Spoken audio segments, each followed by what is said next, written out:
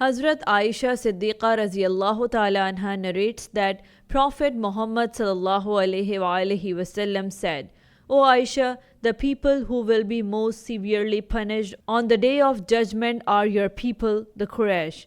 Some people will be presented in front of them with bright faces and others with veiled faces.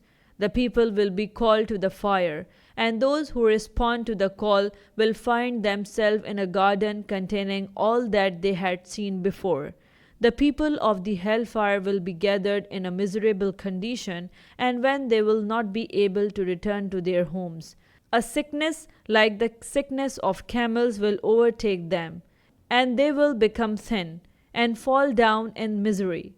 Then they will be given water like boiling oil, and it will scald their faces, and what is in their bellies will boil like water boiled in a kettle. Then they will rest like a resting place of an ass between hell and the fire.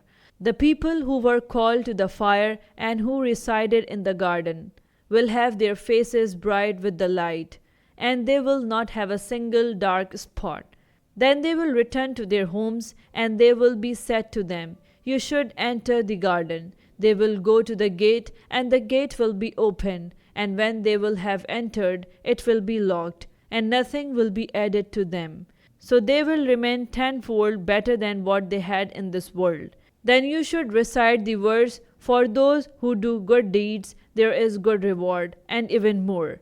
Quran Surah 10, verse 26. Sahih Bukhari. Musnad Ahmad Hadith number 23422.